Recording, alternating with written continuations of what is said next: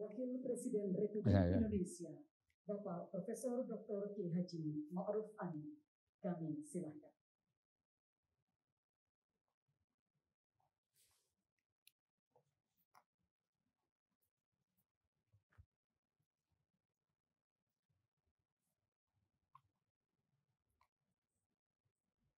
Assalamualaikum warahmatullahi wabarakatuh. Bismillahirrahmanirrahim. Alhamdulillahi rabbil alamin. Hamdan syakirin, hamdan na'imin. Iyyahu na'budu wa iyyahu nasta'in. Wassalatu wassalamu ala asyrafil anbiya'i wal mursalin. Sayyidina wa habibina wa syafi'ina wa maulana Muhammadin wa ala alihi wa sahbihi ajma'in. Ulama'ana al-kiram wa habaibana al-afadil, wabil khusus Ketua Umum Majelis Ulama Indonesia Al-Mukarram Kiai Haji Miftahul Akhyar beserta segenap pengurus Majelis Ulama Indonesia Pusat, para ulama, Imam Besar Masjid Istiqlal, Profesor Dr. Kiai Haji Nazaruddin Umar, Habibana Nabil Al-Musawa, dan para ulama yang lain, Ketua Komisi Dakwah Majelis Ulama Indonesia, para pimpinan organisasi masyarakat, dan pimpinan pengurus Majelis Ulama seluruh Indonesia. Pertama, saya ingin menyampaikan penghargaan dan apresiasi kepada Komisi Dakwah yang berinisiatif mengadakan acara Tarhib Ramadan untuk mengingatkan kita semua umat Islam supaya mempersiapkan diri untuk menyambut bulan Ramadan yang mubarak ini. Malah kita bersyukur bahwa kita dipanjangkan umur, insyaAllah beberapa hari lagi kita akan masuki bulan Ramadan. Oleh karena itu, marilah kita jadikan bulan Ramadan kali ini bulan Ramadan yang benar-benar memberikan keberkahan, kebaikan buat kita semua. Seperti kita tahu bahwa bulan Ramadan adalah bulan maghfirah, ampunan Allah.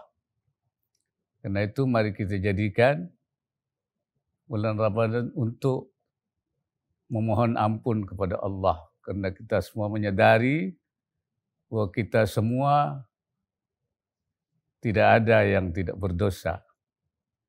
Karena kita bukan orang yang maksum. Oleh karena itu kita harus selalu memohon ampun, juga memohon himayahnya, perlindungannya dari Allah Subhanahu wa Ta'ala, karena kita bukan orang yang dijamin maksum. Kita tidak memperoleh ismah, oleh karena itu kita mari memohon himayahnya, penjagaannya, perlindungannya dari perbuatan maksiat, al-ma'asi wa dzunub. Kita mohon ampun semuanya, saghiriha wa kabiriha, baik yang kecil maupun yang besar, zahiriha wa batiniha, baik yang lahir maupun yang batin. Kecil atau besar itu sebenarnya hanya pengaruhnya pada masyarakat. Tetapi kalau kita melihat siapa yang memerintahkan dan siapa yang melarang, adalah zat yang sama, yaitu Allah Subhanahu wa Ta'ala, maka sebenarnya Kalau kita melihat apa yang kita langgar, yang kita tidak perhatikan, itu adalah datangnya dari Allah, maka seharusnya lah kita mohon ampun bukan saja yang besar, tapi saghiriha wa kabiriha. Dan juga yang zahir dan yang batin. Allah menyatakan supaya kita meninggalkan zahir al-ismi wa batinahu. Dosa yang zahir dan dosa yang batin. Dosa yang zahir itu nampak. Tapi seringkali kita lupa tentang batin al-ismi itu. Yaitu dosa-dosa batin, dosa-dosa hati kita. Kurang ikhlas kita. Ya, kurang jujur. Kurang bersih. Juga bi'amdin atau bighairi amdin. Yang sengaja ataupun tidak sengaja. Memang ada hadis mengatakan rufi'an ummati al-khata'u wan nisyan. Diangkat dari umatku kesalahan dan kelupaan. Itu kata ulama, kalau tidak ada taksir, tidak ada lalai, tidak ada tafrid, tidak ada tadhiya', tidak ada tashil. Tapi kalau di situ ada taksir, ada tafrid, ada tadhiya', itu yang tidak disengaja pun itu dianggap dosa. Oleh karena itu Allah mengajarkan kepada kita di dalam Al-Quran, Rabbana la tu'akhidna in nasina au akhta'na. Ya Allah, Engkau jangan menyiksa kami kalau kami lupa ataupun salah. Karena lupa dan salah, kalau di dalamnya ada taksir, ada tafrid, ada tadhiya', ada tashil, itu tidak dimaafkan oleh Allah. Saya kira bulan Ramadan menjadi tempat, saat yang tepat untuk kita memohon ampun, memanfaatkan waktu ini. Kita juga, kebetulan kita masih di dalam suasana menghadapi bencana COVID-19 dan juga bencana-bencana lain. Mari kita mohon kepada Allah supaya memperoleh inayahnya, pertolongannya, melalui ikhtiar batiniyah yang malam ini kita lakukan melalui istighatsah kubra. Ini kita mohon inayah rabbaniyah atau ikhtiar batiniyah, memohon inayah rabbaniyah di samping ikhtiar-ikhtiar zahiriyah. Pemerintah dan semua kalangan masyarakat, termasuk para ulama, secara lahir sudah berjuang bagaimana mengatasi COVID-19 yang menimpa bukan saja Indonesia tapi seluruh dunia.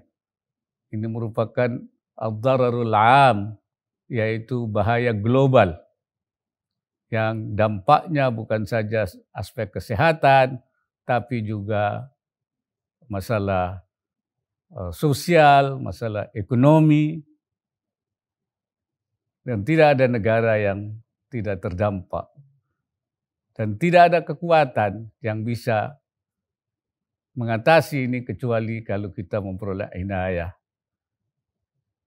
Inayah rabbaniyah ikhtiyariyah. Ya, ada upaya-upaya. Pemerintah sudah mengerahkan segala tenaga, menyediakan dana, melakukan upaya-upaya pencegahan, melakukan pembatasan, menerapkan protokol kesehatan, melakukan vaksinasi. Tapi sebagai Muslim, kita harus percaya bahwa tidak ada kekuatan. La haula wa la quwwata illa billah. La haula wa la quwwata illa bi'inayatillahi wa himayatih. Kecuali kekuatan itu dengan inayah Allah dan juga perlindungan Allah. Karena itu Rasulullah mengatakan ista'in billah wala ta'jiz. Minta inayahlah, pertolongan pada Allah, baru wala ta'jiz. Dan jangan lemah, jangan pesimistik, jangan kita tidak melakukan upaya-upaya yang optimal. Karena itu dua hal ini harus kita lakukan, ikhtiar batiniyah maupun ikhtiar zahiriyah. Dan pada kesempatan bulan Ramadan yang mubarak ini juga mari kita semua ajak mereka yang memiliki kelebihan untuk berbuat kebajikan, berbagi, memberikan zakatnya, infaknya, dan sedekah. Karena pada bulan Ramadan banyak orang yang membutuhkan. Apalagi dalam suasana masih pandemi. Dan karena pahalanya juga sangat banyak, al-hasanat mudha'afah, kebaikan dilipat gandakan, da'awat mustajabah, doa-doa juga diterima. Karena itu marilah saat ini kita ajak umat untuk melakukan hal-hal kebaikan-kebaikan itu. Rasulullah sallallahu alaihi wasallam kana ajwadan nas fi Ramadan. Rasulullah sendiri adalah paling dermawan ketika dalam bulan Ramadan. Nah, sunnah Rasul,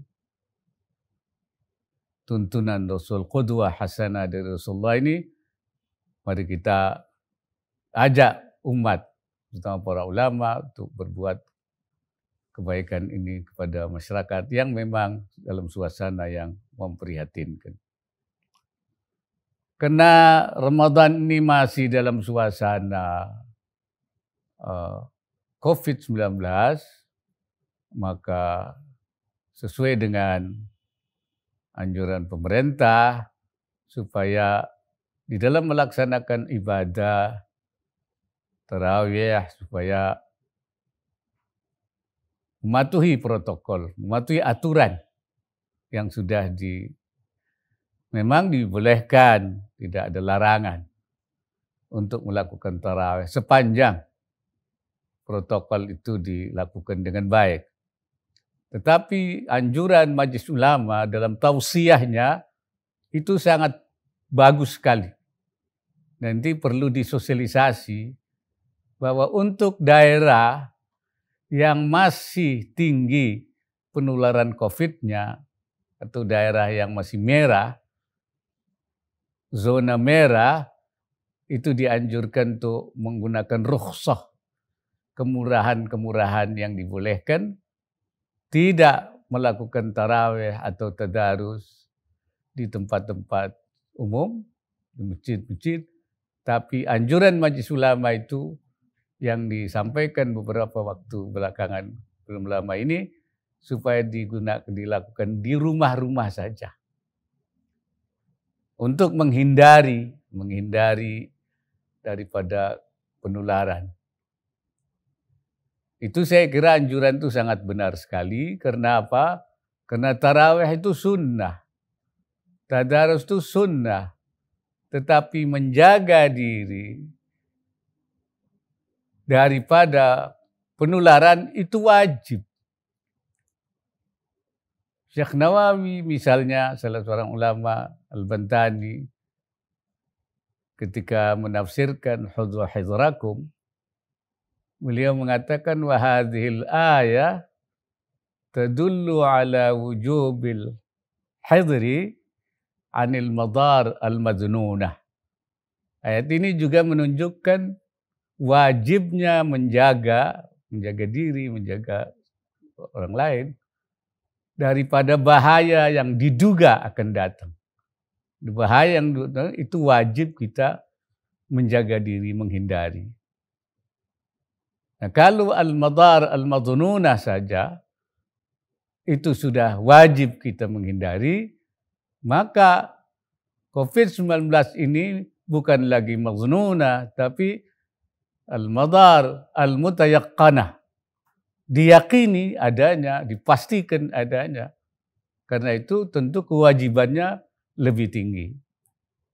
Oleh karena itu Syekh Nawawi mengatakan walidzalika kana al-ilaj bid-dawa wal-ihtirazu 'anil waba wajiban. Bahwasanya melakukan pengobatan dan al-ihtiraz 'anil waba, menjaga diri dari wabah penyakit, itu adalah wajib.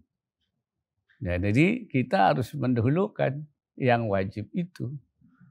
Begitu juga kenapa pemerintah melarang mudik, itu karena pengalaman tahun yang lalu terjadi peningkatan COVID itu sampai 90% ketika mudik itu. Nah, untuk itulah maka menjaga itu, maka kemudian dilarang mudik itu. Saya kira kedudukannya sama saja, bahwa mudik silaturahim itu sunnah, ya memang bagus, tetapi ada bahaya, yaitu al-ihtiraz 'anil waba, menjaga daripada wabah ini adalah penyakit. Karena itu kita harus taqdimul aham 'alal muhim, mendahulukan yang lebih penting daripada yang penting. Di sini pentingnya kita mengajak masyarakat menyampaikan pesan-pesan keagamaan ini di dalam rangka menjaga masyarakat daripada kemungkinan ya naiknya kembali ya COVID ini karena kita tidak bisa menjaganya. Seperti juga yang terjadi di beberapa negara di luar negeri, itu sekarang terjadi kenaikan-kenaikan. Begitu juga vaksinasi. Vaksinasi ini adalah upaya untuk juga memutus penularan untuk supaya masyarakat Indonesia mendapatkan herd immunity, imuniti kelompok. Nah, itu bisa dicapai kalau yang divaksin itu sampai 70%. Itu baru terjadi imunitinya, kekebalannya bisa tercapai. 70% itu sama dengan 181,5 juta orang. Itu 70%. Karena itu maka vaksinasi itu hukumnya fardu kifayah. Kita berdosa kalau tidak ikut vaksinasi sebelum herd immunity itu tercapai. Kalau sudah tercapai, sudah gugur kewajibannya. Tapi ketika belum, nah karena itu kita selama sudah juga menganjurkan, pemerintah menyampaikan terima kasih pada seruan-seruan yang disampaikan oleh Majelis Ulama pada masyarakat untuk mengikuti vaksinasi di samping menerapkan protokol, kemudian juga menjaga pembatasan-pembatasan dan juga mengikuti vaksinasi. Dan ini menjadi juga kewajiban kita ya supaya kita terbebas daripada pengaruh. Saya kira bulan Ramadan ini menjadi momentum penting kita untuk melakukan perbaikan diri kita, mengajak umat untuk juga berbuat kebaikan dan juga menjaga diri daripada bahaya yang masih mengancam di sekitar kita ya supaya kita tetap sehat, tetap bisa beribadah dengan baik. Kita menggunakan Ramadan tapi juga kita mematuhi protokol-protokol ketat dalam rangka al-ihtiraz minal wabah yang memang masih menghantui kita semua. Barangkali itu yang dapat saya sampaikan. Mudah-mudahan tarhib Ramadan ini memberikan manfaat buat kita, mengingatkan buat umat dan menjadikan kita lebih siap di dalam menghadapi Ramadan kali ini. Aqulu qawli hadza wa astaghfirullahal azim in uridu illa al-islah wa ma taufiqi illa billah. Wallahul muwaffiq ila aqwamit thariq. Assalamualaikum warahmatullahi wabarakatuh.